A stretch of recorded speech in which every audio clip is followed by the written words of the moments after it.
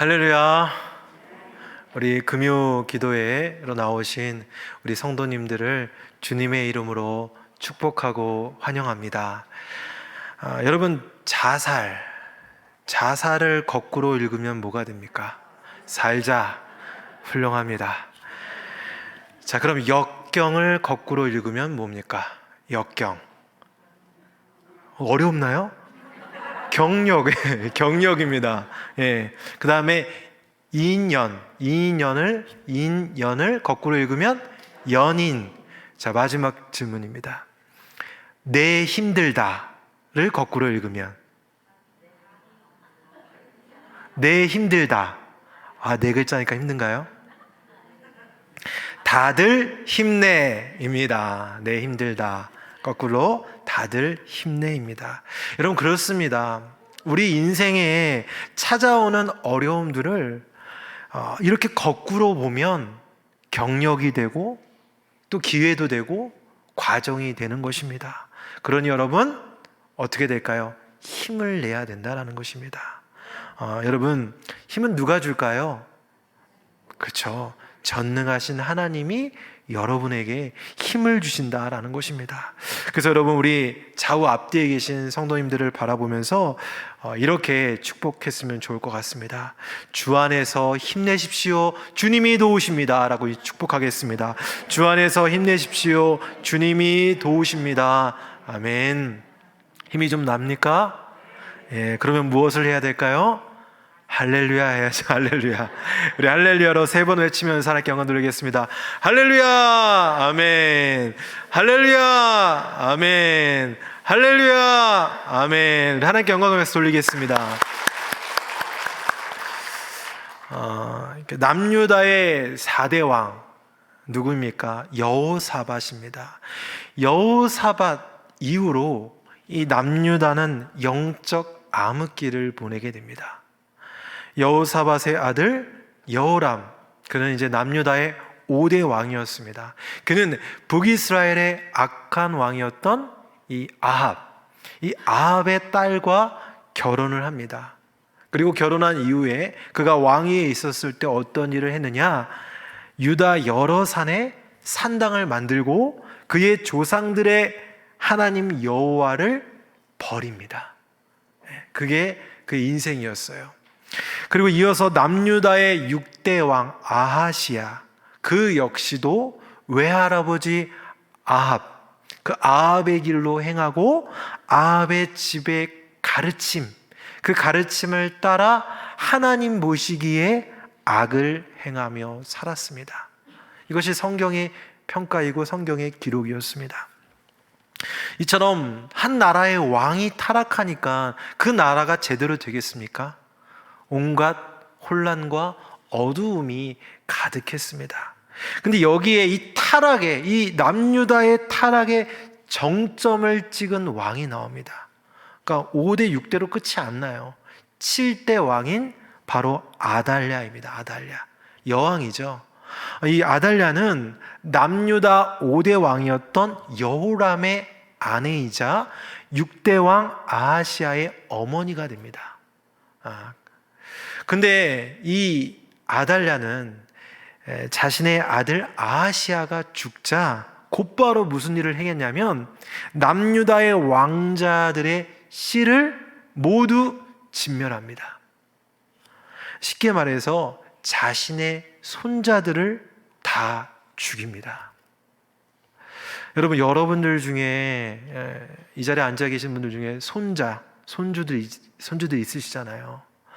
여러분, 내리사랑이라고 하잖아요. 어떻게 보면 내가 낳은 자식보다 자식을 통해 낳은 또 아들, 내 손주들을 어떻게 봅니까?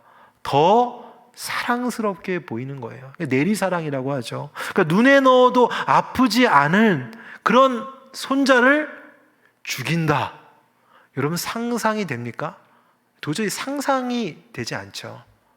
근데 그 끔찍한 일을 아달랴 여왕이 실제로 집행했다라는 것입니다. 남유다의 왕자들을, 자신의 친손자들을 찾아내어 죽입니다. 그러나 정말 다행히도 하나님의 은혜와 보호하심이죠.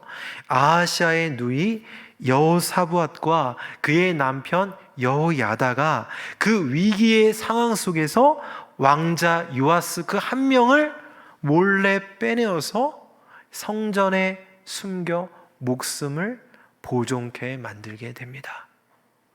이렇게 큰 폭풍이 지나갑니다. 그리고 시간이 흘러서 이 요아스가 7살이 되는 그 해에 제사장 여호야다가 용기를 내어 뜻있는 사람들과 마음을 같이하여 이 남유다 여왕 아달랴를 처단하게 됩니다.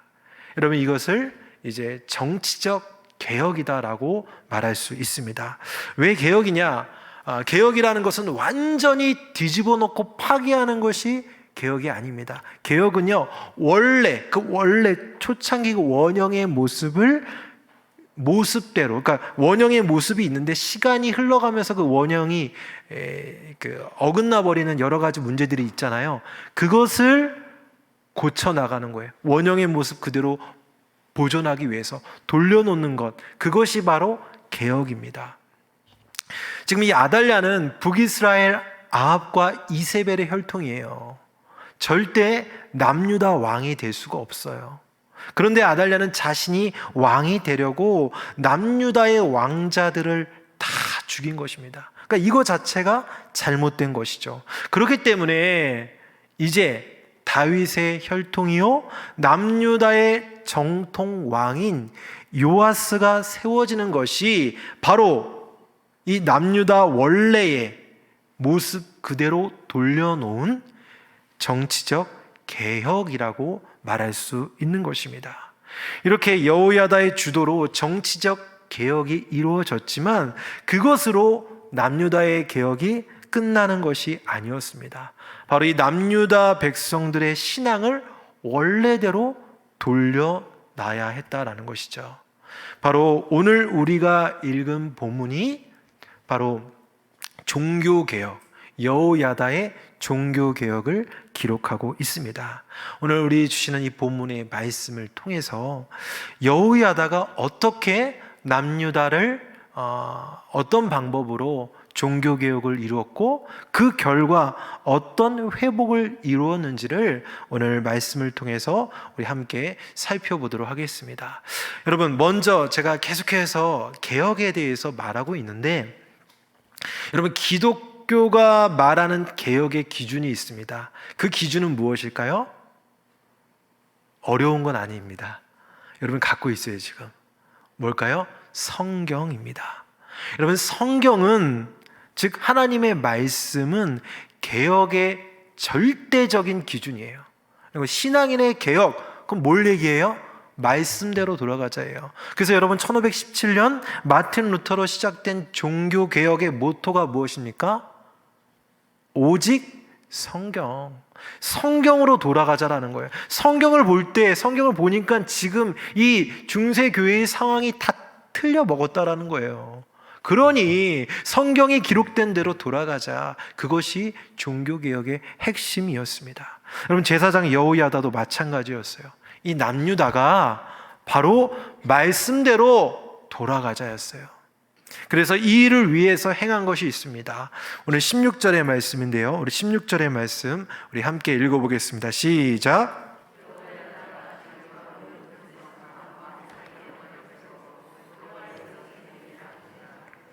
아멘.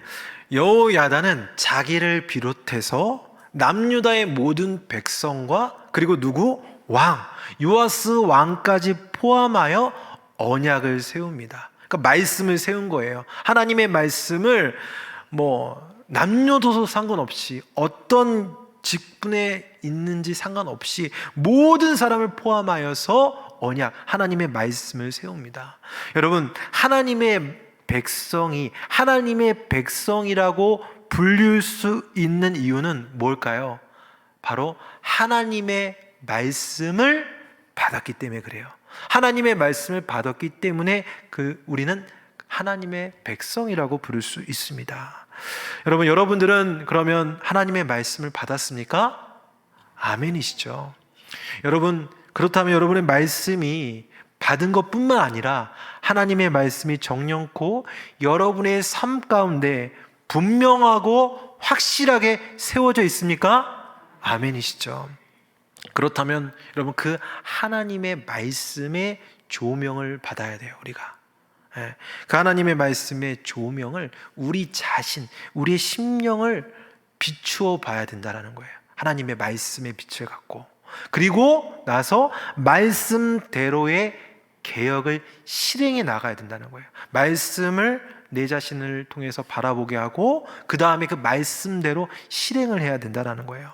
여호야다의 주도로 그 온 백성들이 언약의 말씀이 세워지고 이 말씀을 통해서 자기 자신들을, 내면과 자신들의 상황을 비춰보니까 엄청난 죄악으로 가득 차 있다는 것을 발견하게 됩니다. 무엇입니까? 바로 남유다 전역에 퍼져 있는 바알의 산당과 바알 우상들이 득실득실한 거예요.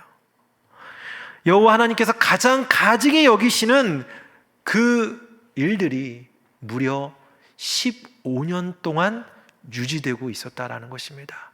이 15년의 시간은 여호람의 제의 기간인 8년, 그리고 아하시아의 제의 기간 1년, 그리고 아달랴의 제의 기간 6년을 합한 시간입니다. 여러분, 10년이면 강산이 변한다라는 말 여러분 잘 아실 겁니다. 그런데 남유다는 무려 15년이라는 시간 동안 바알을 숭배하고 있어요. 이제는 남유다가 북이스라엘, 그러니까 북이스라엘은 그러니까 처음부터 어떤 나라였어요? 우상 국가였어요. 사마리아에 그냥 송아지 세우고, 금송아지 세우고. 그러니까 이미 북이스라엘은 우상 국가였는데 이제 남유다조차도 다윗의 언약을 받은, 다윗의 혈통의 가문을 계속 이어나가는 이 남유다조차도 어떻게 됐습니까? 우상 국가가 돼버렸다는 것이죠. 이제 우상이 그들의 문화가 돼버렸습니다. 여러분, 문화는요 공기와 같아요. 우리가 숨을 쉬잖아요. 그러니까 그냥 당연히 받아들이잖아요. 마찬가지로 우상이라는 문화가 남유다 백성들의 일상의 삶이 되었다는 거예요. 그러니까 어디서나 바알을 볼 수 있고 그 바알을 위해서 내가 기도하고 숭배하는 것이 그냥 일상의 문화가 되어버렸다라는 것입니다. 그런데 그들이, 이 남유다 백성들이 언약의 말씀에 서니까 말씀의 조명으로 자신들의 죄악을 밝히 바라보게 된 겁니다. 또 뿐만 아니라 이 말씀이 자신들의 심령을 비추는 것으로 끝나는 것이 아니라 더 이상 그 죄악들을 그대로 방치할 수가 없었다라는 것입니다. 그래서 어떻게 합니까? 우리 17절의 말씀입니다. 우리 17절의 말씀도 한번 읽어보겠습니다. 온 국민이 바알의 신당으로 가서 그 신당을 부수고 그의 제단들과 형상들을 깨트리고 그 제단 앞에서 바알의 제사장 맏단을 죽이니라. 여러분, 이 한 절의 말씀 속에서 굉장한 역동성이 있어요. 역동성. 어떤 역동성입니까? 가서 부수고 깨트리고 죽이니라. 가서 부수고 깨트리고 죽입니다. 여러분, 바알의 우상을 아예 흔적도 없이 박살내버려요. 그리고 바알 숭배의 우두머리 맏단을 마탕으로 만들어버려요. 아예 그냥 죽여버립니다. 이제 처단해버렸다는 거죠.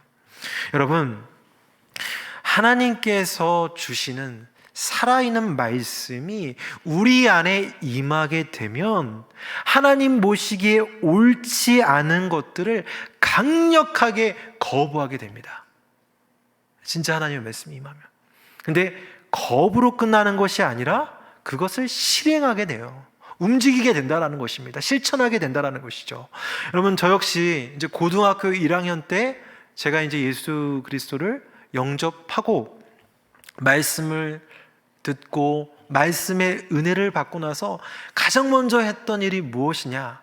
바로 그 당시 이제 저희 어머니는 신앙생활 하지 않으셨어요. 이제 저희 가문에선 제가 1대인데 저희 어머니가 신앙이 없어서 그 당시에 이제 뭐 보통 이제 불신자들이 그렇듯 이제 미신을 많이 믿잖아요. 그래서 부적을 제 지갑에 막 넣어줬어요. 예. 그러고 나서 잘 되라고 이제 한 거겠죠. 그래서 저는 진짜 예수 믿고 말씀 받으니까 뭘 했을까요? 그 부적을 다 찾아가지고 어떻게 했을까요? 다 불태워버렸어요. 다 불태워버리고, 또 그 당시 제가 막 여러 가지 막 미신에 막 심취해가지고 미신에 관한 책들을 굉장히 많이 갖고 있었어요. 그것을 전부 다 버렸어요. 그러니까 그때 그 당시 일이 저 아직도 생생하게 기억됩니다. 자, 그런데 여러분, 이것은 제가 이제 예수를 믿지 않다가 믿고 나서죠. 믿고 나서 다 이제 어떤 눈으로 보이는 우상들을 다 몰아낸 건데, 근데 지금 우리는 이제 예수를 믿고 있잖아요. 그죠? 예수를 믿고 있습니다. 그럼 여러분, 예수 믿는 우리들은 이제 이후로 더 이상 우상을 섬기지 않을까요? 이제 예수 믿었으니까 더 이상 나는 우상과 상관없다. 우상에 대해서 나는 안전하다라고 말할 수 있을까요? 여러분, 꼭 그렇다고는 할 수 없다라는 것입니다.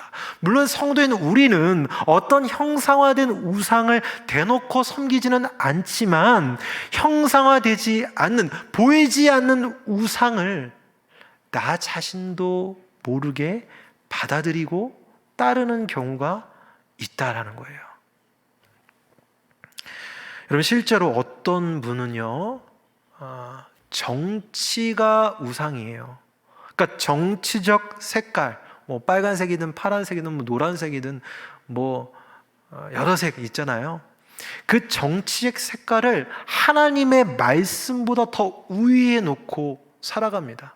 그러니까 말씀을 해도 그게 더 먼저인 거예요. 또 어떤 분은요, 물질, 돈을 하나님의 말씀보다 더 우위에 놓고 살아갑니다. 물론 그 사람의 입술로는 저는 하나님이 먼저해라고 말은 하지만 그 사람의 삶의 모습을 보면 누가 보더라도 물질에 따라 움직이는 것을 보게 됩니다. 즉, 그 사람은 뭐가 우상이에요? 돈이, 물질이 우상이다라는 거예요. 어떤 사람은요, 성적인 정욕이 우상이에요.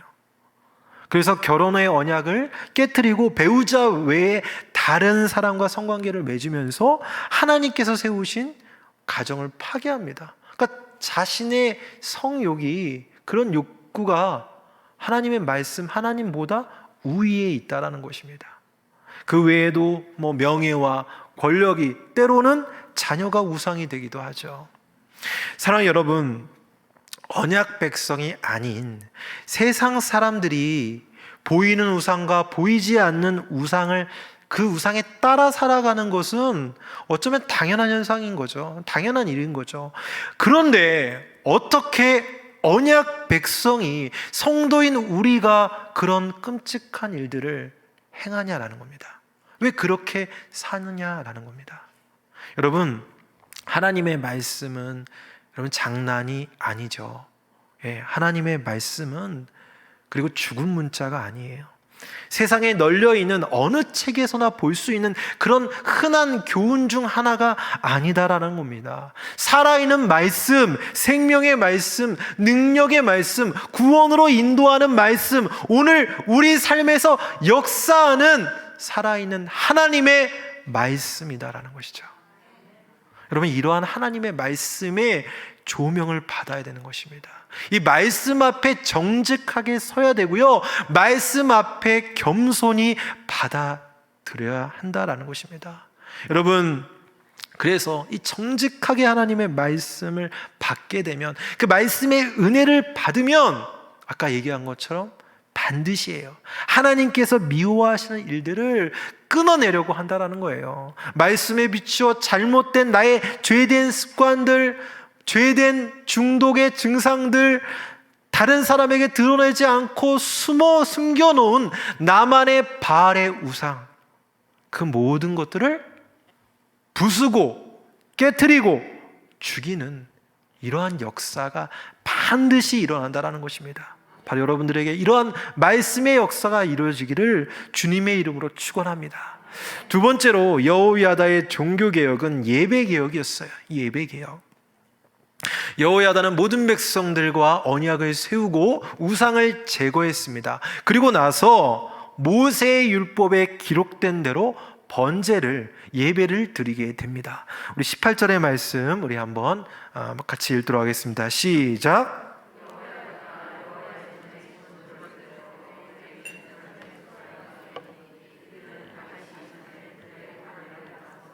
여호와의 전에서 모세의 율법에 기록한 대로 여호와께 번제를 드리며 자기들의 정한 규례대로 즐거이 부르고 노래하게 하였던 자들이더라.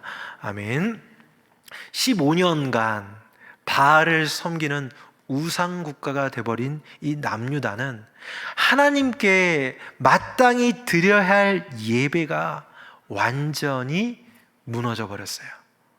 예배가 사라졌다는 겁니다. 여러분, 예배가 무너지니까 이 남유다 백성들의 신앙, 여호와 신앙도 당연히 무너지게 되어 있어요. 그래서 여호야다는 이러면 안 되겠다라고 해서 예배 개혁을 한 것입니다. 예배 개혁. 성전에서 모세의 율법대로 하나님의 말씀에 기록된 대로 봉사 레위지파 제사장을 세우고 또 다윗 시대에 만들어진 24반열을 세워서 제사를 섬길 수 있도록 24반열을 세워서 올바른 예배, 바른 예배를 드릴 수 있게 한 것입니다. 그러니까 즉 남유다의 무너진 예배를 다시 세워놓은 것이죠. 보수해 놓은 것입니다. 자, 여러분, 우리는 코로나 시대를 처음에 시작부터이죠. 우리는 코로나 시대를 살았죠. 3년 전에. 그리고 이제 3년이라는 긴 시간 속에서 이제는 코로나와 이제 함께 살고 이제 견뎌내는 시점에 이르렀어요. 그래서 이제 야외에서는 이제 마스크를 공식적으로 벗을 수 있게 되었죠. 이제 포스트 코로나 시대입니다. 근데 이 과정 가운데, 이 코로나 시대 가운데 우리는 많은 것을 잃어버렸어요. 근데 그 중에서 가장 안타까운 것은 무엇이냐? 예배가 무너졌다라는 거예요. 예배가. 코로나 3년의 시간 동안 한국교회의 예배가 처참하게 무너졌습니다. 물론 지금은 조금씩 회복하고 있죠. 그런데도 제가 최근에 제가 선교대학원에서 공부를 하고 있는데 한 목사님과 대화를 나누는데 그 목사님이 본인이 사역하는 이제 서울에서 사역하시는데 본인이 사역하는 교회에 대해서 얘기하는 거예요. 코로나 전에는 성도들이 이제 현장에 700명 정도가 평균 모여서 예배를 드렸는데 지금 3년이 지났는데 이 시점에도 아직도 현장 예배 드리는 사람이 성도님들이 200명이 채 안 된다라는 거예요. 충격적이더라고요, 저는요. 여러분, 이것이 그 교회만의 이야기일까요? 한국교회 전체의 이야기다라는 것입니다. 여러분, 코로나 시대를 맞이해서 이제 영상 예배는 이제 우리 일상으로 들어와 버렸어요. 근데 여러분, 사실 영상 예배는 특별한 상황 가운데 허락이 된 거죠. 특별한 상황. 예를 들어 중한 질병에 걸려 있어요. 마음은 정말 원이지만 교회 올 수가 없잖아요.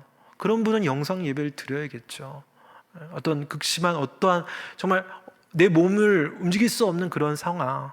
그리고 코로나 속에서 서로 지켜야 되는 그 당시 초창기에 지켜야 될 상황 가운데 서로의 안전을 위해서 영상 예배가 특별하게 허락된 거예요, 일시적으로. 그런데 그 특별함이 이제는 어떻게 됐습니까? 보편화가 되었다는 거죠. 언제든 쉽게 영상 예배를 선택합니다.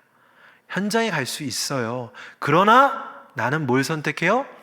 영상 예배를 선택합니다.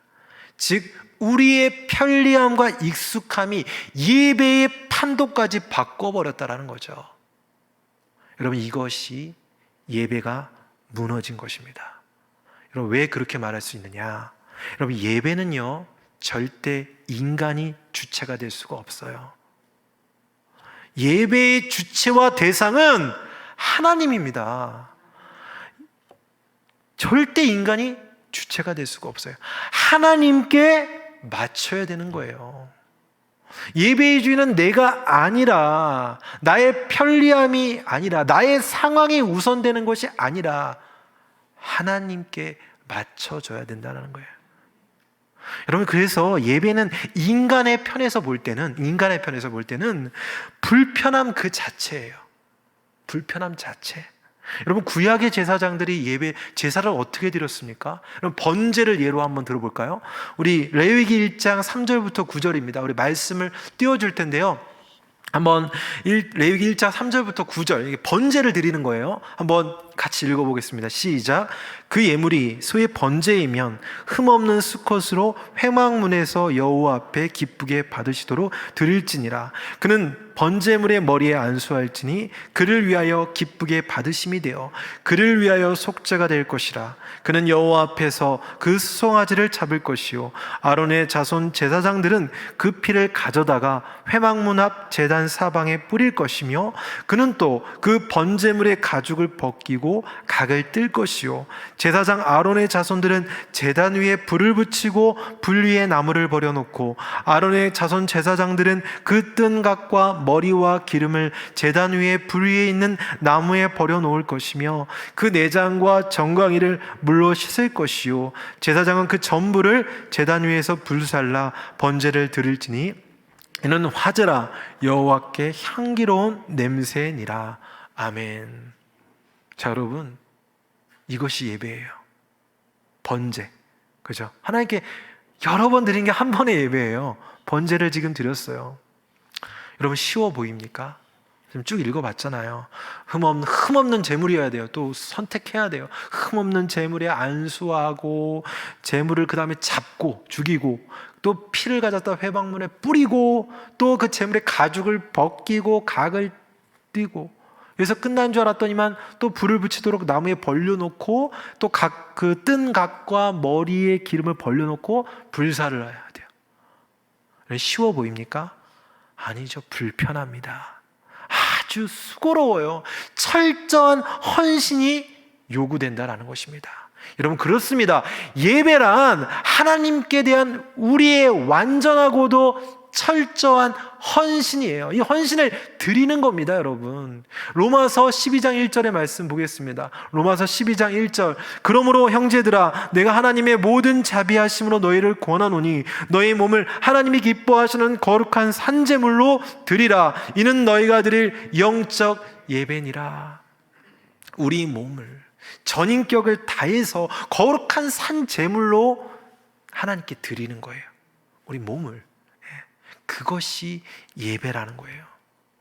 여러분, 우리는 성경대로, 말씀대로 예배를 드려야 되는 겁니다. 그것이 예배 개혁이에요.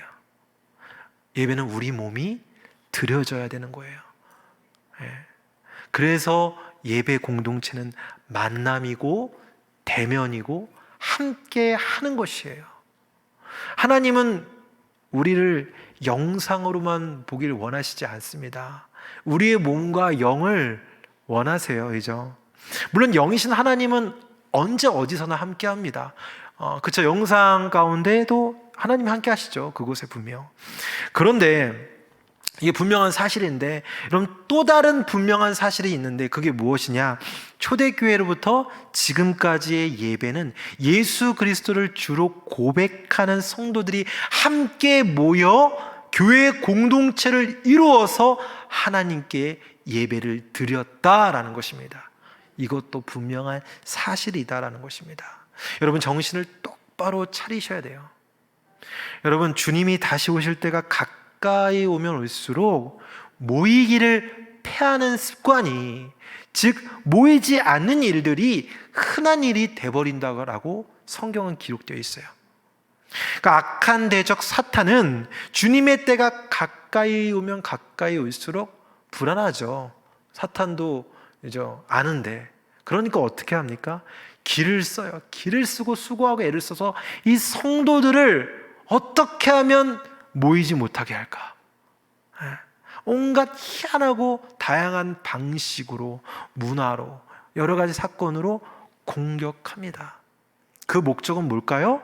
성도들의 예배를 무너뜨리기 위해서. 예배가 무너지면 자연히 우리의 신앙도 무너지게 되어 있습니다. 그래서 여러분, 성도는 모여야 합니다.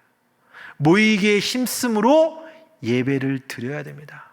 우리의 무너진 예배를 하나님의 말씀대로 다시 세우기를 바랍니다. 그래서 예배를 통하여 우리와 함께 하시고 만나주시고 교제하시는 하나님의 은혜를 생생하게 누릴 수 있는 주의 백성들 되기를 바랍니다. 마지막 세 번째로 여호야다의 개혁은 자리의 개혁이었어요. 자리. 그러니까 우리가 앉아있는 자리를 말하는데 이 자리의 개혁이었어요. 제가 처음에 아달랴에 대해서 설명을 했는데 이 아달랴는 그 부모가 북이스라엘 왕조 중에서 다 악한데, 대부분 악한데 그 중에서도 가장 악한 왕으로 꼽는 아합이 그의 아버지였어요. 그리고 성경 전체에서, 신구약 성경 전체에서 악의 여인을 대표하는 인물 누굽니까? 이세벨이 바로 아달랴의 어머니였어요. 그러니까 혈통 자체가, 그 가문 자체가 범상치 않죠. 남유다의 혈통이 아니었죠. 그러니까 이 악한 부모의 영향력 아래에서 철저히 바알 숭배자로 살았습니다. 그러다가 남유다 왕과 결혼을 했고 자신의 아들이 죽자 권력의 눈이 멀어서 손자들을 다 죽이는 악행을 저지르고 비어있는 남유다의 보좌에, 그 왕의 자리에 자신이 앉게 됩니다. 아무런 자격 없는, 절대 자격을 갖추고 있지 않는 이 아달랴가 남유다의 보좌에 앉게 된 것입니다. 그러니까 어떻게 될까요? 남유다의 질서가 깨지는 거죠. 질서가 깨지니까 끊임없이 갈등과 다툼이 일어납니다. 혼란스러워지는 거죠. 뭐 예를 들자면 나라 안에서 바알을 따르는 자와 그리고 하나님을 따르는 자 사이에서 갈등이 있었겠죠. 또 때로는 그 갈등 속에서 다툼도 일어났을 겁니다. 또 아달랴의 우상화 정책으로 말미암아 하나님을 이게 대놓고 못 믿는 거죠. 숨어서 믿어야 되고, 우리가 다윗의 언약을 받았는데 이렇게 우상을 섬기다가 이거 우리 다윗의 언약이 깨지는 거 아닐까? 이러한 두려움, 평안이 없었다라는 거예요. 그러다가 이제 7년 전 아달랴의 손에서 피해 살아남은 이 요아스가 드디어 남유다 왕의 보좌에 앉게 되죠. 그러자 어떤 일이 일어납니까? 오늘 말씀이죠. 20절과 21절의 말씀 한번 같이 읽어보겠습니다. 20절과 21절입니다. 시작. 백부장들과 존귀한 자들과 백성의 방백들과 그 땅의 모든 백성을 거느리고 왕을 인도하여 여호와의 전에서 내려와 윗문으로부터 왕궁에 이르러 왕을 나라 보좌에 앉히매 그 땅의 모든 백성이 즐거워하고 성중이 평온하더라. 아달랴를 무리가 칼로 죽였더라. 아멘.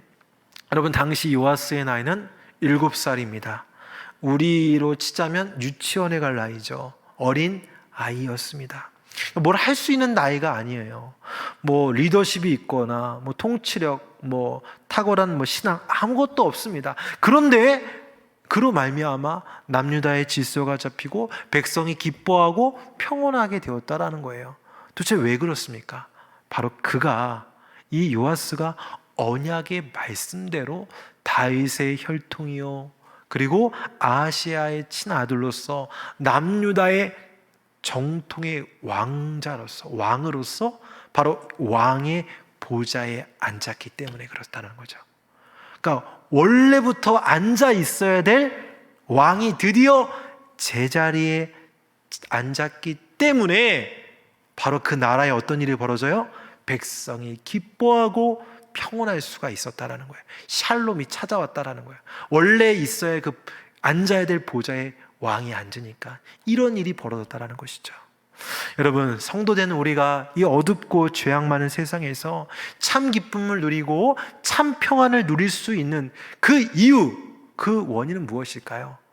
바로 만왕의 왕 되시는 구주 예수 그리스도께서 바로 여러분들의 마음의 보좌에 앉아 계시기 때문에 그렇다는 거죠. 그분이 우리 중심의 보좌에 앉아 계시고 우리는 그분의 통치를 받았기 때문에 푸른 초장으로 또 실만한 물가로 인도함 받고 여호와는 나의 목자시니 내게 부족함이 없습니다. 행복합니다. 라고 고백하면서 참 기쁨과 평안을 누리며 살아가게 되었다라는 것입니다. 이유는 하나, 무엇입니까? 그분이 나의 주인으로서 내 마음의 왕자의 자리에 앉아 있었기 때문에 그렇다라는 것이죠. 바로 사랑하는 우리 중부가족들 모두가 만왕의 왕 예수 그리스도, 그분을 평생토록, 아니 영원토록 여러분의 마음과 여러분의 그 삶의 중심의 보좌에 앉히시고, 그분의 통치를 영원히 받으시는 주의 백성 되시기를 바랍니다. 이제 말씀을 맺겠습니다. 여호야다의 종교개혁, 이 개혁은요, 그 당시 오랜 옛날에만 있어야 되는 개혁이 아니라 오늘 우리의 삶 속에서 날마다 이루어져야 될 개혁입니다. 먼저는 여러분의 삶 속에 말씀의 개혁이 일어나야 됩니다. 말씀의 조명하심을 받아서 하나님이 미워하시는 것이라면 그 어떤 것이라도 단호하게 끊어낼 수 있는 순종의 역사가 있길 바랍니다. 여러분, 예배의 개혁이 일어나야 됩니다. 우리 삶에 무너져버린 예배가 다시 말씀대로, 말씀의 기준대로, 성경이 말하는 대로 다시금 회복시키길 바랍니다. 여러분, 자리의 개혁이 일어나야 되죠. 여러분, 우리의 마음의 주인, 우리의 삶의 주인은 내가 아니에요. 누굽니까? 예수 그리스도. 그분만을 우리 중심의 보좌에 굳건히 앉혀놓으시고 영원토록 그분의 통치를 받으시기 바랍니다. 그럴 때 세상에서 줄 수 없는 참 평안, 참 기쁨을 누리게 될 것입니다. 바로 이러한 은혜가 있기를 우리 사랑하는 중부교회 주님의 이름으로 축원합니다. 아멘.